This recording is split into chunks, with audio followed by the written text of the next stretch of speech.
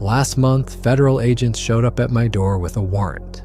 They spent 6 hours tearing apart my basement, confiscating journals I'd kept hidden for decades, and asking me the same question over and over: where is it?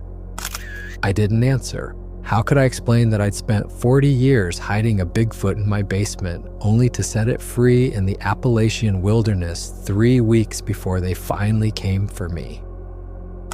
How could I make them understand that some secrets are worth protecting no matter the cost? I'm 48 years old now, sitting at my kitchen table with a lawyer who keeps telling me not to talk to anyone about what happened. But I need to tell this story before they decide what to do with me. Before the government twists it into something it wasn't. This is the truth about how my father rescued a baby Bigfoot during a thunderstorm when I was 8 years old. How my family hid it for 2 decades, and how I spent another 20 years caring for it alone before finally setting it free. I grew up on a farm in the Appalachian region, the kind of place where the nearest neighbor was 2 miles down a dirt road, and the forest stretched for hundreds of miles in every direction. My parents worked the land the way their parents had, raising cattle, growing vegetables, living simply. The area had always been known for Bigfoot legends. Old-timers in town would talk about sightings from their grandparents' time, strange howls in the night, massive footprints found near creek beds. My parents dismissed it all as folklore, stories people told to make the wilderness seem more interesting than it was. I was 8 years old when everything changed. It was late September, and a massive storm system had moved in from the west. I'm talking about the kind of storm that makes you wonder if your roof is going to stay attached to your house. The wind howled like something alive. Rain hammered against the windows so hard I thought the glass would break. And lightning turned the night into a strobe light show that lit up my bedroom every few seconds. I was supposed to be asleep, but there was no way that was happening. I sat at my window watching the storm, fascinated by the raw power of it. Around 10 at night, I heard our truck door slam. Even over the storm, I knew that sound. Then I heard my father's boots pounding up the porch steps, running in a way I'd never heard him run before. Something was wrong. I crept out of my room and to the top of the stairs just as the front door burst open. My father stood there soaking wet, rain pouring off him onto the floor. But what made my mother gasp wasn't his appearance, it was what he was carrying. Wrapped in his old hunting jacket was something small, maybe 2 or 3 feet tall, covered in dark matted fur. I could see tiny hands gripping the fabric, almost like a child's hands, but not quite. The creature was shivering violently, making soft, whimpering sounds that cut right through the noise of the storm. My father's voice was urgent, almost frantic. He said they got her, that he had to save the baby, and told my mother to go down and do what they'd talked about. At 8 years old, I had no idea what he meant, but I understood from the terror in their faces that this was serious. My mother moved immediately toward the basement door, while my father carefully adjusted his grip on the creature.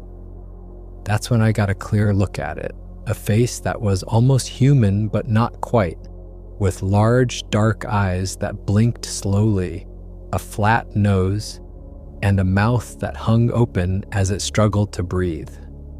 One of its legs was bent at an odd angle, clearly injured. Then came the hammering on our front door, not knocking, hammering.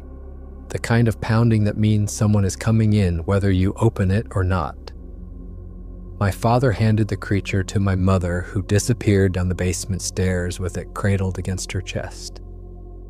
My father took a moment to compose himself, wiping rain from his face before opening the door. 6 or 7 men in dark tactical gear rushed into our house without waiting for an invitation. They had weapons drawn, serious faces moving with military precision. They wore no clear badges or identifiers, no police logos, no FBI jackets, nothing that told us who they were. They were all business, cold and efficient in a way that scared me more than the storm outside. The lead agent started interrogating my father immediately. "Where were you 10 minutes ago? Were you outside? Did you see anything?" My father played dumb, said he'd been checking on the cattle in the barn because of the storm, hadn't seen anything unusual. The men didn't believe him. I could see it in their faces. But they had no proof. They began a systematic search of our house, opening every closet, checking under beds, pulling furniture away from walls. I stayed frozen on the staircase, terrified they'd see me and start asking questions. The basement search took over 20 minutes. I could hear their boots on the stairs, their voices echoing up through the floorboards as they moved things around. My mother had hidden the baby Bigfoot in an old root cellar behind a false wall my father had apparently built months earlier. I didn't know it existed until that night. The men came up empty-handed, and I could see their frustration building. That's when one of them approached me. He was tall, had a scar across his chin, and his eyes were hard. He asked if I'd seen anything outside that night, anything unusual at all. I glanced down at my parents. My mother gave the slightest shake of her head. I looked back at the agent and told him no, I'd been sleeping, and the storm woke me up. He stared at me for a long moment, trying to decide if I was lying. Then he turned away. Before they left, the lead agent gave my father a warning. He said if we were hiding something, they'd know. They'd be watching. Then they walked out into the storm, their trucks disappearing down our muddy driveway. After they left, none of us spoke for a long time.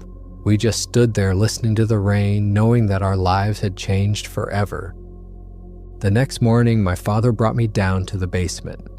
The baby Bigfoot was in a makeshift pen area my parents had set up with old blankets and a space heater. It looked calmer in the daylight, though it pressed itself into the corner when it saw me, clearly terrified. Up close, I could see it was covered in dark brown fur, almost black in some places. Its injured leg was swollen, and it wouldn't put any weight on it. My parents explained what had happened. My father had been checking his trap lines deep in the woods when he heard gunshots. He moved toward the sound and saw those men, the same ones who came to our house, standing over something large and dark lying on the ground. A female Bigfoot, he said, shot multiple times. The men were taking measurements, photographs, preparing to load the body into their truck. That's when my father heard the crying, a small, frightened sound coming from nearby bushes. The baby had been hidden by its mother before she died. My father waited until the men were distracted, then grabbed the baby and ran. He knew they'd come looking, knew they'd search our property, so he and my mother had prepared that hidden room months earlier. Apparently, this wasn't the first time strange men had been in our woods. My father had seen them before, watching, waiting. He'd suspected something like this might happen eventually. My parents made me swear to secrecy. They explained that if anyone found out about the creature, it would be taken away and killed. The government clearly wanted to study these beings, and they weren't above killing to do it. Our family could face consequences too, obstruction charges, maybe worse. I had to understand that this secret could never leave our property, I promised, and I meant it. Looking at that small, frightened creature, I couldn't imagine letting those men take it. I named it in my mind, though I never spoke the name aloud. My parents insisted on just calling it our friend. Nothing more personal than that. It became my responsibility to feed it every morning before school. We gave it vegetable scraps, fruits, raw meat from the cattle we butchered. It ate everything we offered, though it seemed to prefer the meat. Over time, its leg healed, though it always had a slight limp afterward. Those early years established a routine that would last decades. Every morning before catching the school bus, I'd go down to the basement with a bucket of food. The creature would be waiting by the pen door, making soft greeting sounds when it heard my footsteps. I'd sit with it while it ate, talking about school, my friends, whatever was on my mind. It couldn't understand most of what I said, but it listened. Sometimes I think it understood more than I gave it credit for.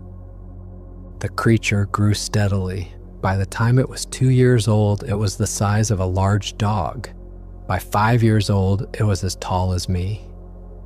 Its fur darkened from the brown of its infancy to a deep black brown that absorbed light. Its face became more defined, features sharpening into something that looked almost wise. The intelligence in its eyes was unmistakable. This wasn't an animal, not in any conventional sense. It learned to understand simple commands: sit, stay, quiet. I taught it through repetition and gestures, the way you might train a dog. Though it was clearly more intelligent than any animal, it could solve simple puzzles, understand complex instructions, even anticipate what I wanted before I asked. But it couldn't speak. It could only make guttural sounds and sometimes mimic noises it heard. When I was 12, I went through a phase where I'd read to the creature every night, adventure stories mostly, tales of exploration and freedom that seemed cruelly ironic given its imprisonment. But the creature loved it. It would press against the bars of its pen, eyes fixed on me, making soft sounds of contentment. When I'd close the book, it would reach through and touch the cover gently, as if it could somehow absorb the adventures through its fingertips. We bonded over the years. It would make distressed sounds when I left for school, press its face against the basement door when it heard my voice upstairs. When I came down each day, it would reach through the pen bars and touch my hand gently, almost reverently. I read to it sometimes, showed it pictures from books. It seemed fascinated by images of forests and mountains, would touch the pages carefully with its massive fingers. My teenage years were the hardest. I wanted a normal life, friends over, sleepovers, the kind of freedom other kids had, but I couldn't. The basement was always off limits. When anyone visited, I had to lie constantly about why certain areas of our house were restricted. I resented the secret sometimes, felt trapped by it, but I could never abandon the creature. It depended on me, trusted me, and truthfully, I loved it. It was like having a sibling, one I had to hide from the world. There were close calls over the years. Once, when I was 15, a friend stayed late working on a school project. We were in the kitchen when the creature made a loud thud in the basement. It had knocked something over. My friend asked what that was, and I had to think fast. I said it was probably our old furnace acting up, that the whole basement was a mess of broken equipment my dad kept meaning to fix. She believed me, but my heart pounded for an hour afterward. Another time, when I was 17, I brought my first boyfriend home to meet my parents. We were sitting in the living room when the creature started making distressed sounds, soft but distinct. If you were listening, I jumped up and said I needed to check on something in the barn, anything to get everyone away from the house. My boyfriend thought I was acting weird, and we broke up a few weeks later. I couldn't explain why I was so jumpy, so secretive about parts of my life. That pattern would repeat itself through high school, relationships that couldn't go anywhere because I was keeping such a massive secret. By the time I was 16, the creature was nearly 6 feet tall and incredibly strong. The basement was getting cramped. My father reinforced the walls, added support beams, did everything he could to make more space. But we all knew it wasn't enough. Strange vehicles continued to drive slowly past our farm every few months, dark sedans with tinted windows. My father would tense up every time, watch from the windows until they disappeared down the road. Once, men in suits came to the door claiming to do wildlife surveys. My father was polite but firm, didn't let them pass the porch. During those teenage years, I started understanding the weight of what my parents had done. They'd risked everything to save this creature, their freedom, their safety, their family. Every day they made the choice to keep protecting it, knowing the consequences if they were caught. I saw the strain in my father's face when those dark cars drove by. I saw my mother flinch at unexpected knocks on the door. They lived in constant low-level fear, and they'd been doing it for over a decade by the time I was old enough to truly understand. The years passed. I turned 18, started community college while still living at home. The creature was now over 7 feet tall, had to duck to move through the basement. We'd built it a larger area, knocked down some walls to give it more room, but it was still fundamentally a prison. I could see sadness in its eyes sometimes, a longing for something it had never known. It would stand at the small basement window for hours, watching the trees sway in the wind, listening to birds sing. Those moments broke my heart. I was 26 when my mother collapsed at breakfast one winter morning. The diagnosis came back fast, stage 4 cancer. She'd been hiding symptoms for months, not wanting to worry us. The doctor said 6 months, maybe a year if we were lucky. She lasted 6 weeks. Those 6 weeks were a blur of hospital visits, hospice care, watching my strong mother waste away to nothing. The creature seemed to sense something was wrong. When I came down to feed it, exhausted and red-eyed from crying, it would press its hands against the bars and make soft, concerned sounds. It had grown to over 8 feet tall by then, massive and powerful. But in those moments, it was gentle as a lamb. The day my mother died, I couldn't bring myself to go down to the basement. I stayed in my room, couldn't face anything or anyone. That night, around midnight, I heard the creature making sounds I'd never heard before. Long, mournful calls that echoed through the house. It knew. Somehow it knew she was gone. My father heard it too. He came to my room, tears streaming down his face, and said the creature was mourning with us.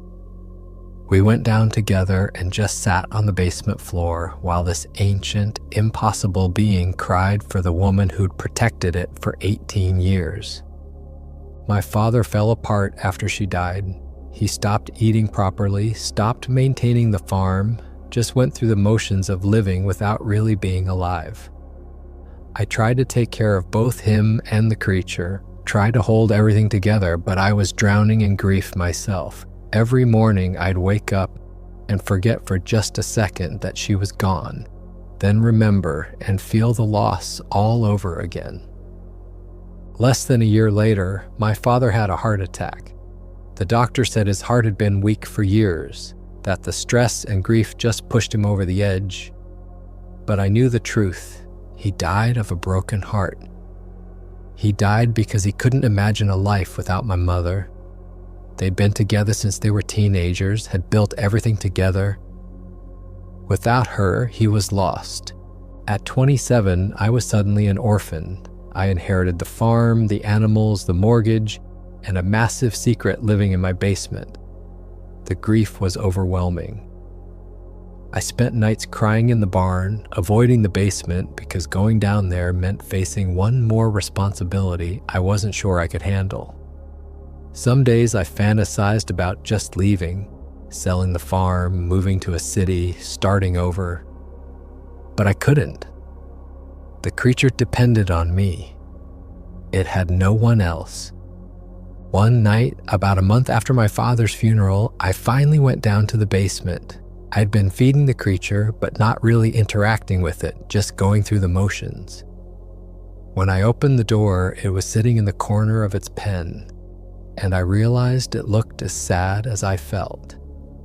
It had lost my parents too. They'd cared for it for 18 years, and now they were gone. I walked over and sat down on the floor next to the pen. The creature approached slowly, pressed its face against the bars.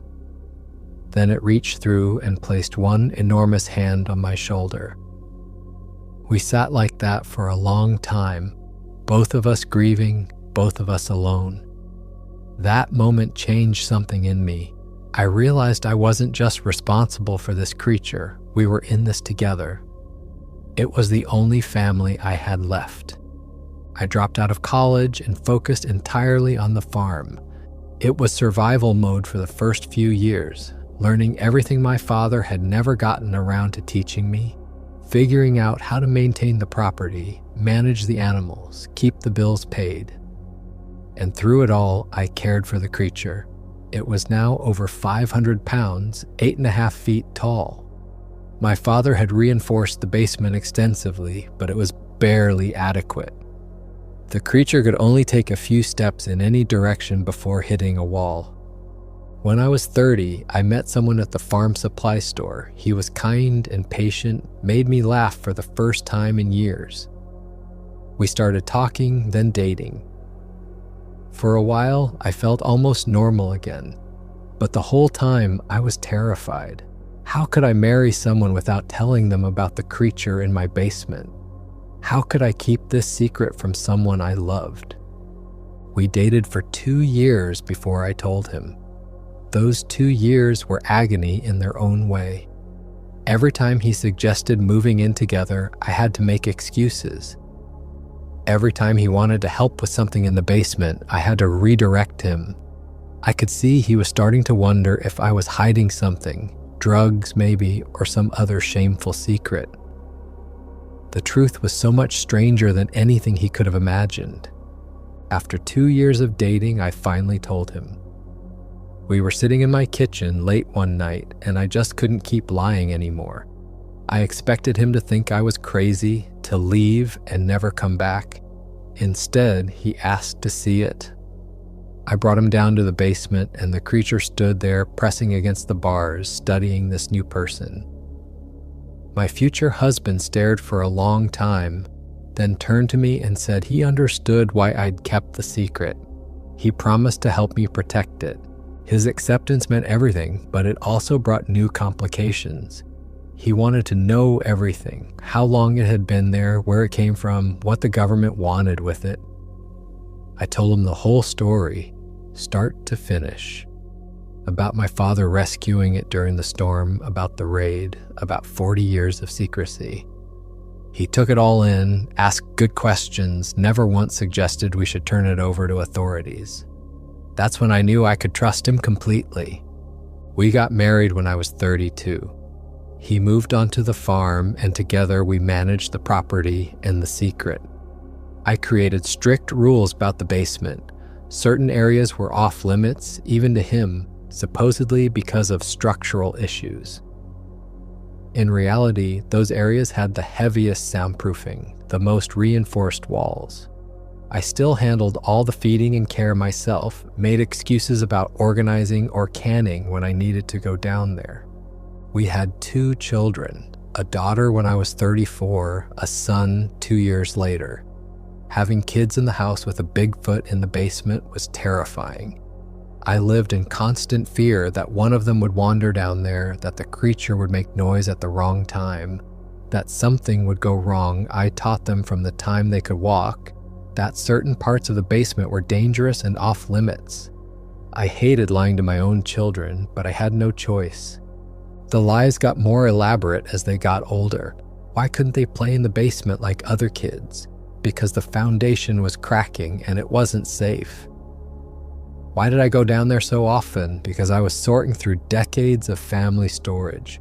Why were there strange sounds sometimes? Old pipes, settling foundations. The house was over 100 years old. Every lie felt like a betrayal, but I told myself it was necessary.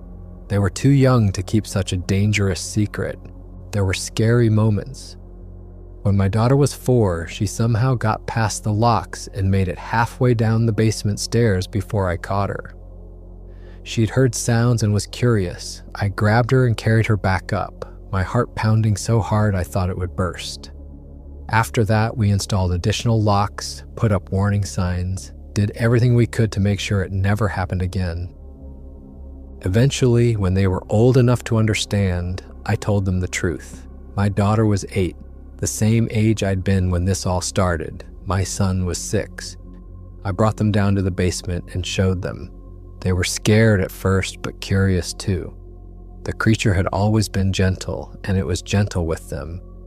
Over time, they came to see it the way I did, as a member of our family, one we had to protect from the world. My daughter handled it better than my son. She was fascinated, wanted to help feed it, asked endless questions about where it came from and why we had to hide it. My son was more frightened, had nightmares for weeks. But eventually, they both adjusted to this bizarre reality. They had a Bigfoot in their basement, and their entire lives had to revolve around keeping that secret. They learned to lie to their friends, to teachers, to everyone. I hated what I was teaching them, but I had no alternative. The whole family knew the secret now, and in some ways that made it easier. My husband helped with the heavy work, reinforcing walls, moving supplies. The kids understood why we couldn't have certain people over, why we had rules about the basement.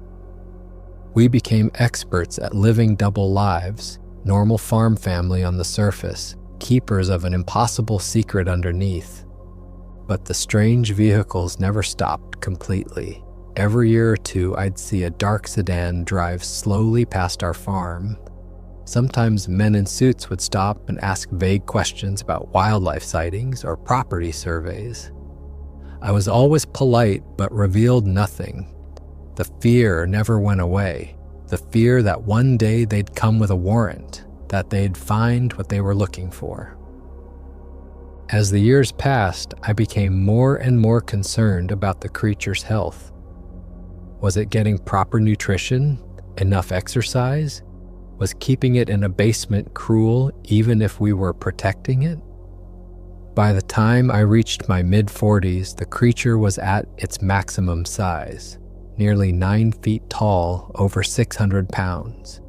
It was also clearly depressed. Some days it barely moved, just sat in the corner staring at nothing. The basement was a prison now, not a shelter. Something had to change. When I was 46, I started researching the Appalachian Mountains in earnest. I spent months studying maps, reading about the most remote areas, finding places where people rarely went. I needed somewhere with fresh water, abundant food sources, and most importantly, no hiking trails or ranger stations nearby. I found several possibilities in the deep wilderness, areas accessible only by abandoned Forest Service roads that hadn't been maintained in decades. The problem was transportation. How do you move a 9-foot, 600-pound Bigfoot several hours away without getting caught? I couldn't exactly put it in the back seat. I needed something enclosed, something that wouldn't draw attention. I ended up purchasing an old livestock trailer, told my husband I was thinking about expanding into cattle. He helped me fix it up, never suspecting what I really planned to use it for.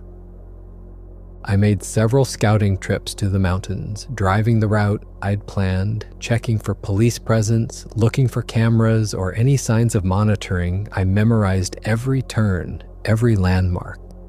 I found the perfect spot, a dirt road that ended at a locked Forest Service gate, with miles of wilderness beyond it. It was isolated, difficult to access, exactly what I needed. Preparing the creature was the hardest part. It had been in that basement for almost 40 years, since it was a baby. Its muscles had atrophied, its stamina was poor. I needed to rebuild its strength without raising suspicions. I started bringing it upstairs late at night when the kids were asleep, letting it walk around the house, climb stairs, move freely for the first time in decades. It was shaky at first, weak, but gradually it got stronger. I also had to teach it survival skills it had never learned. I showed it pictures from nature books, how to identify edible plants, where to find water, how to build a shelter. I demonstrated everything I could in the limited basement space. The creature was intelligent and learned quickly, but I worried it wouldn't be enough.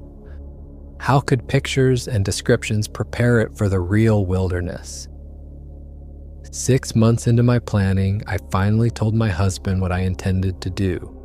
He was scared for me, worried about the legal consequences, but he understood that the creature couldn't stay in that basement forever. It deserved to live, really live, even if it meant taking enormous risks. He agreed to help me with the transport, then return home to care for the kids while I spent time in the mountains making sure the creature could survive on its own. The night before the transport, I barely slept. I kept going over the plan, looking for flaws, imagining everything that could go wrong. What if the creature woke up violent? What if we got stopped by police? What if I was leading it to a worse fate than the basement? But I also knew I couldn't back out. This was my one chance to give it the life it deserved.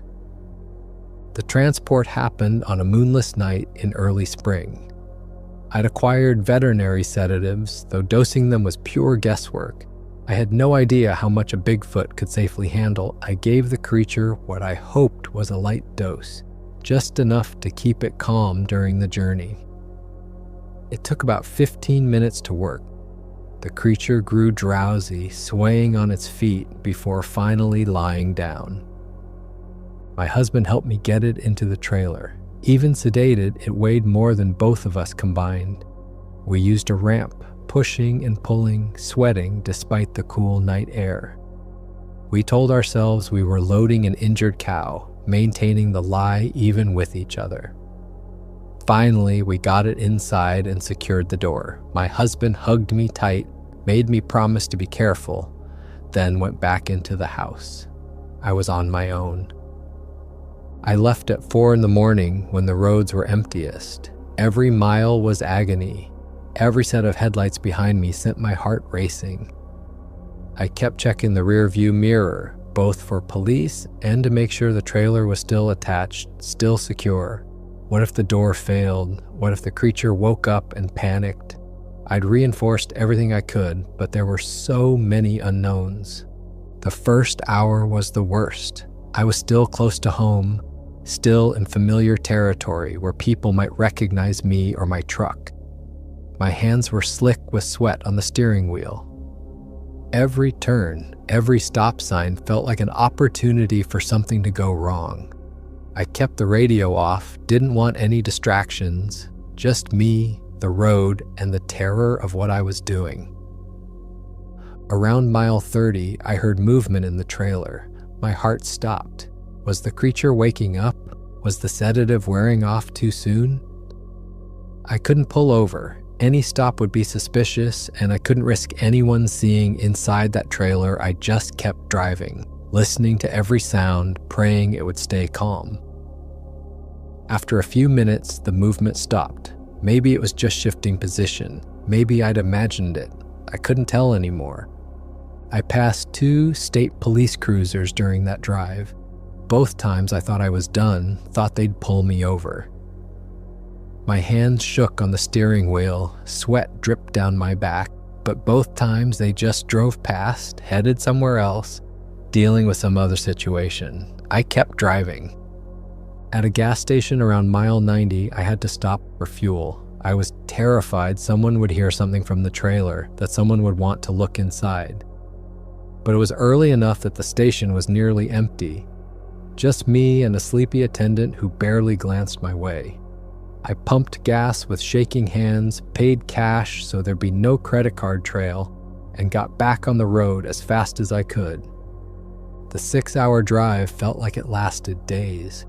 When I finally reached the Forest Service gate, dawn was just starting to break. I cut the lock with bolt cutters, knew it would raise suspicions eventually, but I had no choice. I drove the trailer 3 miles down the overgrown trail, branches scraping against the sides, rocks threatening to blow out my tires. Finally, deep in the wilderness where no one would find us, I stopped. Opening the trailer door was terrifying. The creature was awake but groggy, blinking in confusion at the daylight. I stepped back and waited. Slowly, carefully, it emerged from the trailer. It stood there swaying slightly, and then it did something that made my heart break. It tilted its head back and took a deep breath of mountain air. It was the first time in 40 years it had stood outside under an open sky. The creature turned in a slow circle, taking in the forest around us. It reached out and touched a tree trunk, ran its fingers over the bark like it couldn't believe it was real. Then it looked at me, and I saw something in its eyes I'd never seen before. Wonder, pure, childlike wonder at the world it had been denied for so long. I'd brought camping gear and supplies for an extended stay. I knew I couldn't just drop the creature off and leave. It needed time to learn, to adjust. That first week was crucial. The creature stayed close to my camp, clearly afraid of the open spaces. Everything was new and overwhelming. I had to coax it to explore, walking beside it into the forest, showing it that it was safe. Teaching it to find food was priority number one. I'd studied extensively, knew which plants were edible, where to look for roots and berries. I demonstrated digging with my hands, showed it how to identify good plants from bad ones. The creature watched carefully, then tried mimicking me. Its first attempts were clumsy, but it learned fast. By the third day, it was finding food on its own. I showed it edible roots first, wild carrots, Jerusalem artichokes, cattail roots from the marsh areas. The creature learned to recognize them by sight and smell, could dig them up with its powerful hands. Then berries. I showed it which ones were safe, which to avoid. Blackberries, raspberries, wild strawberries. It caught on quickly, seemed to have an instinct for it that decades in the basement hadn't completely erased. Water was easier, there was a creek nearby, and the creature understood immediately when I showed it. But I also taught it to recognize the sound of running water, how to find streams and springs. Shelter was next. I demonstrated building a simple structure from branches and leaves, packing debris to create insulation. The creature caught on quickly, built its own shelter near mine. It was crude but functional. I also showed it how to stay warm at night, gathering pine needles and dry leaves for bedding, choosing sheltered spots away from wind. The creature seemed to understand the importance of staying dry, would move its shelter if rain started leaking through. It was learning to think ahead, to plan, skills it had never needed in the controlled environment of the basement. Fishing was harder. I tried to show it how to catch fish with bare hands, but I was terrible at it myself. We both failed repeatedly, splashing around in the creek like idiots. Finally, on the fourth day, the creature caught its first fish. It held the squirming trout up like a trophy, making excited sounds I'd never heard before. I laughed and clapped, and the creature did this awkward little dance of pride. That moment was pure joy. After that first success, the creature became obsessed with fishing. It would spend hours at the creek, practicing, learning the patterns of the fish, developing techniques I never taught it. By the end of the first week, it could catch fish consistently, had figured out the best spots, the best times of day. It was thrilling to watch this being, imprisoned for 40 years, discovering instincts it never knew it had. Over the years, I'd taught the creature some simple words. It couldn't speak properly. Its vocal structure wasn't built for human language, but it could manage single words if it tried hard enough. That first week, it used those words constantly. Food, water, safe, good. It was like a child learning to communicate, using its limited vocabulary to express wonder and gratitude. There were moments during that first week that broke my heart. One afternoon, the creature found a butterfly and watched it for nearly an hour, completely transfixed. It had never seen one before, never seen any insect that wasn't a spider or beetle in the basement. The butterfly landed on its outstretched hand, and the creature froze, afraid to move, afraid to break this perfect moment. When the butterfly finally flew away, the creature watched it go with an expression I can only describe as longing. Another time, it discovered bird songs, We were sitting by the creek when a thrush started singing in a nearby tree. The creature went completely still, head tilted, listening with absolute focus. Then it tried to mimic the sound, awkward and rough but recognizable. The bird answered back, and the creature made this sound of pure delight. It spent the rest of the day trying to talk to birds, and some of them actually responded. It was learning a language I couldn't teach, connecting with the natural world in ways that felt almost spiritual. The nights were hardest for me. I'd lie in my sleeping bag, listening to the forest sounds, thinking about what I was doing. This creature had been part of my life for 40 years. It was there through my teenage years, through my parents' deaths, through my marriage and children. It had been the one constant in a life full of changes, and now I was saying goodbye to it. Some nights I'd cry myself to sleep, mourning this strange loss that no one else would ever understand. One evening, maybe 6 days in, the creature brought me a fish it had caught. It walked over to my campfire and carefully laid the fish at my feet, then stepped back and waited. It was offering me food, showing gratitude the only way it knew how. I cooked the fish and we shared it, sitting side by side in the firelight. Neither of us spoke. We didn't need to. That night, after the fire died down, I started crying. I couldn't help it.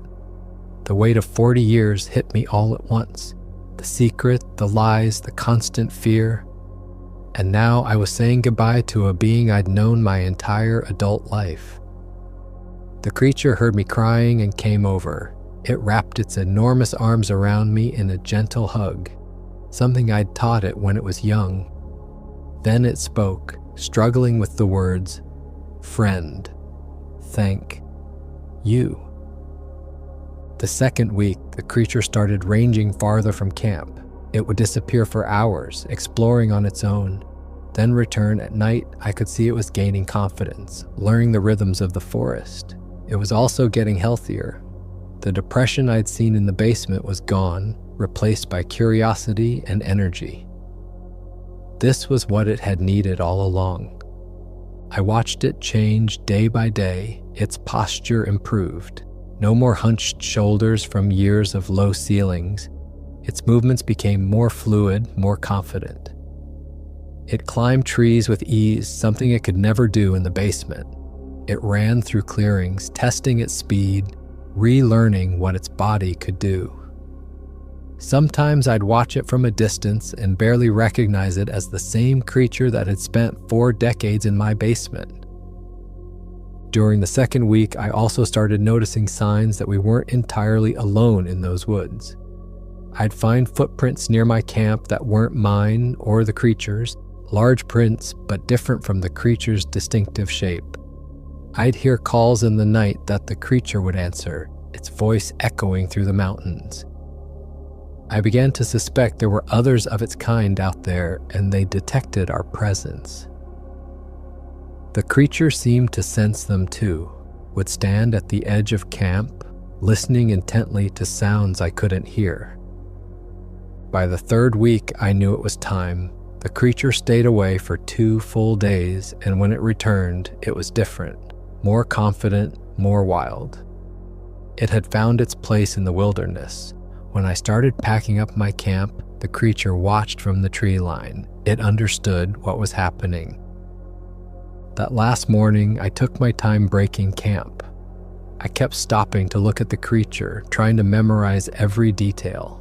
The way it moved, the expressions that crossed its face, the gentle way it touched things. I wanted to remember it like this, free, healthy, alive in a way it had never been in my basement.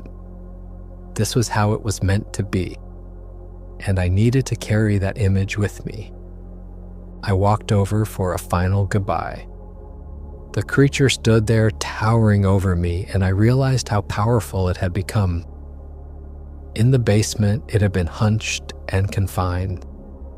Out here, it was magnificent. I looked up at it and said the words I'd been holding back. "You're free now. This is your home." The creature nodded. It had learned that gesture years ago. Then it reached down and touched my face gently with one massive hand. Its palm was rough and warm, and I felt tears running down my cheeks. It spoke one last time, the words coming slowly. Home, free, remember. Then it turned and walked into the forest. I watched until it disappeared among the trees. This creature I'd known since I was 8 years old. I got in my truck and drove away, checking the rearview mirror until the forest swallowed everything behind me. I cried the entire 6 hours home. When I arrived home, 2 dark SUVs were parked in my driveway. 4 federal agents were waiting, and this time they had badges. Department of Interior, Wildlife Services. My husband stood on the porch looking worried. The kids were inside watching through the window. Everything I'd feared for 40 years was about to come true. The agent started with questions. Where had I been? Why had I cut the lock on a Forest Service gate? Satellite imaging had tracked my vehicle in a restricted area for 3 weeks. What was I doing there? I stuck to my story. Camping trip, needed solitude, didn't know the area was restricted. They didn't believe me. I could see it in their faces. The lead agent was the same one who'd searched our house 40 years earlier. I recognized him immediately, though he was older now, grayer. He recognized me too. He said he'd been waiting for this day, that he'd known eventually I'd make a mistake. All those years of watching, waiting, and finally he had enough evidence to get a warrant. The satisfaction in his voice made my skin crawl. Then they showed me the warrant. They had permission to search my entire property, including all buildings and underground structures. My heart sank. This was it. After all these years, they were finally going to find what they'd been looking for. The agents went straight to the basement. They knew exactly where to look. They had infrared equipment, sophisticated sensors, technology I'd never anticipated. I watched from the top of the basement stairs as they methodically searched every inch. They used thermal cameras to check for heat signatures, sensors to detect organic residue, took samples from every surface. My husband stood beside me, his hand gripping mine so tight it hurt. The kids were in their rooms, terrified. We all knew what was coming. It took them less than an hour to find everything. The hidden room, the reinforced walls, the feeding area. They found hair samples the creature had shed over the years, traces of its presence that no amount of cleaning could completely erase. They found my journals, decades of daily entries documenting care and feeding, growth measurements, behavioral observations. I'd kept detailed records, never thinking they'd be used as evidence against me. They photographed everything, the pen where the creature had lived, the marks on the walls where it had tested its strength, the wear patterns on the floor from decades of pacing. They took samples of the hair, the bedding, anything that might contain DNA. They measured the space, documented the modifications my father and I had made over the years. They were building a case, piece by piece. One agent spent an hour just reading my journals, photographing key pages. My entire life was in those books. My childhood fears about the secret, my teenage resentment, my adult guilt about keeping an intelligent being caged. My hopes that one day I could set it free. All of it documented, all of it now evidence. I felt violated watching him flip through those pages, reducing 40 years of my life to bullet points in an investigation. The lead agent brought me down to the basement and showed me something on a tablet computer, satellite thermal imaging from over the years. They'd been monitoring my property with satellites, watching for heat signatures. The images clearly showed a large heat source in my basement that appeared periodically over decades. Then, 3 weeks ago, it disappeared. They knew. They'd always known. They'd been waiting for me to make a mistake. He scrolled through years of images, showing me how they'd tracked the heat signature as the creature grew. A small warmth in the early years, growing larger and more distinct over time. He pointed to patterns, times when the signature was strongest, which corresponded to feeding times. Times when it moved around, which matched my journal entries about letting it exercise they'd been watching for 40 years, accumulating evidence, waiting for the right moment to act. The agent said they'd known exactly where the creature was for decades, but couldn't get a warrant without more evidence. They needed me to do something, transport it, release it, anything that would give them probable cause. Cutting that Forest Service lock had been enough. Combined with the thermal imaging showing the basement heat signature disappearing, they'd finally had enough for a judge to sign off on a search warrant. The agent asked me directly, "Where is it? What did you do with the specimen?" I stayed silent. My husband had already called a lawyer, and the first thing she told me was to say nothing. Don't answer questions, don't try to explain, don't give them anything they can use. So I stood there and said nothing while they photographed everything, collected samples, took measurements. Before they left, the lead agent told me something that made my blood run cold. The mother Bigfoot that my father had tried to save 40 years ago. It had been part of a monitoring program the government had been tracking a family group of these creatures for decades, studying them from a distance. When my father rescued the baby, he didn't just save a life, he disrupted valuable research. They'd been trying to recover that baby ever since. The agent said they would find it. They always did, and when they did, I would face serious federal charges, obstruction of justice, interference with federal research, possibly violations of endangered species laws, even though Bigfoot isn't officially recognized as existing. The contradictions didn't seem to bother them.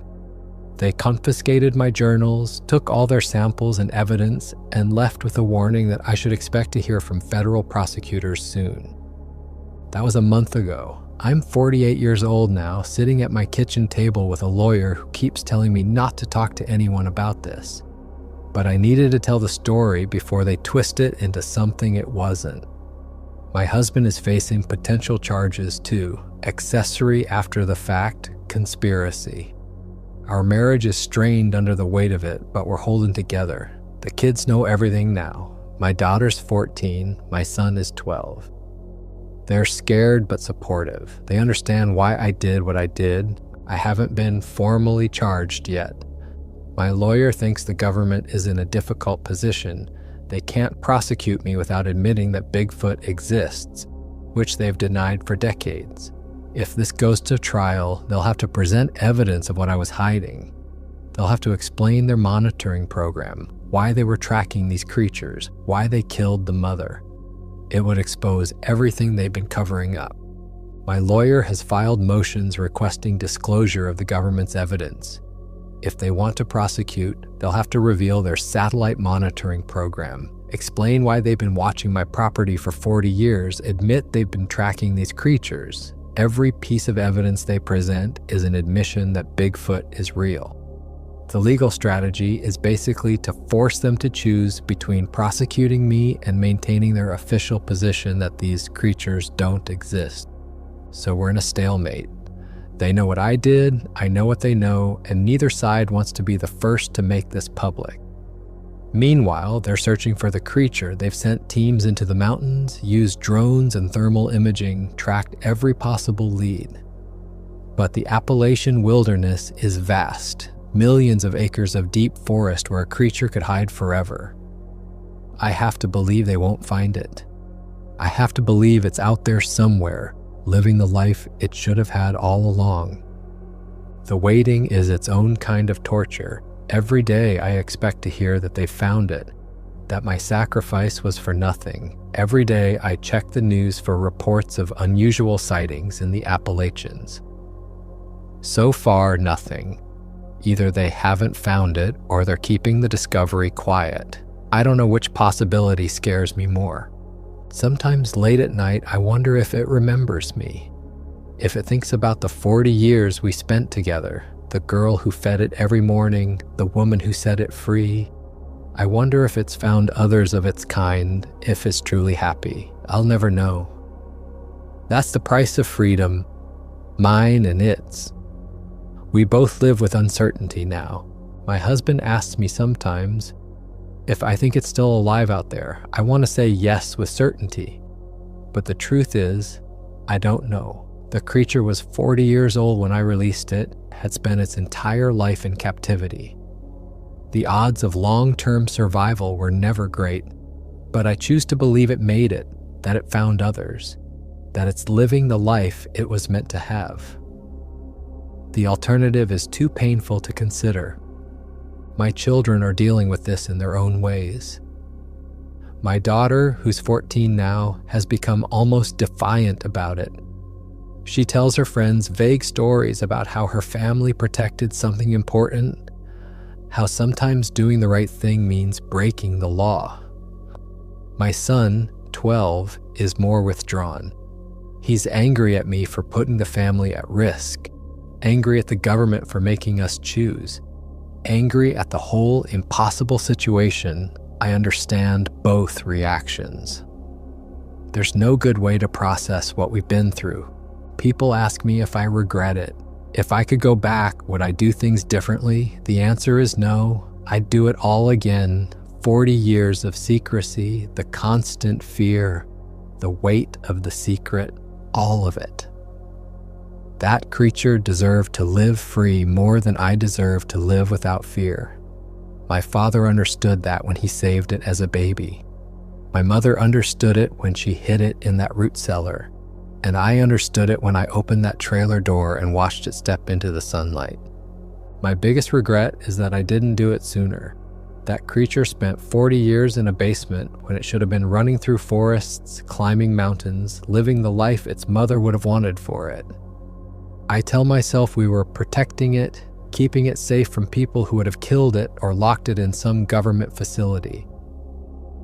But the truth is more complicated. We were also afraid of the consequences, afraid of losing everything, afraid of making that final choice between safety and freedom. I keep an old photograph of my parents on my kitchen table. Sometimes I look at it and imagine telling them what I did, how I finished what they started. I think they'd be proud. I think they'd understand that some secrets are worth keeping and some secrets are worth breaking. The government wanted to study that creature, control it, use it for whatever purposes suited them. We gave it something better. We gave it a chance to be wild. Sometimes I wonder what my life would have been like without this secret. Would I have finished college, become a teacher like I'd planned? Would I have traveled, met different people, lived in a city somewhere? Maybe. But I also know that caring for that creature taught me things I never would have learned otherwise. It taught me about sacrifice, about protecting something bigger than myself, about the weight of responsibility. It taught me that some things are worth more than safety or comfort or a normal life. I don't know what will happen to me. Maybe they'll find a way to prosecute me without admitting what I was hiding. Maybe the stalemate will hold and nothing will come of it. Maybe they'll find the creature and I'll have failed after all. But right now, in this moment, I have to believe it's out there. I have to believe that somewhere in those mountains, there's a 9-foot-tall Bigfoot living free, catching fish with its bare hands, sleeping under the stars, finally experiencing the world it was meant to know. This morning, I went down to the basement one last time. The space is empty now, the reinforced walls serving no purpose. I touched the doorframe and remembered the 8-year-old girl who first saw a baby Bigfoot shivering in her father's arms. I remembered 40 years of feeding and caring, teaching and protecting. I remembered 3 weeks in the mountains watching a caged creature learn to be wild. And I remembered the last words it spoke to me. Home. Free. Remember. The basement feels haunted now, not by the creature, but by time itself. 40 years of secrets echo in that space. I can almost see my younger self sitting on those stairs, feeding that small, frightened baby. I can see my parents moving through the shadows, carrying supplies, reinforcing walls, doing everything they could to protect something that shouldn't exist. That basement holds more of my life than any other room in this house. It holds my entire childhood, my grief, my fear, and ultimately my decision to choose freedom over safety. I remember, and whatever happens next, that memory is worth everything. For more interesting stories, check this out.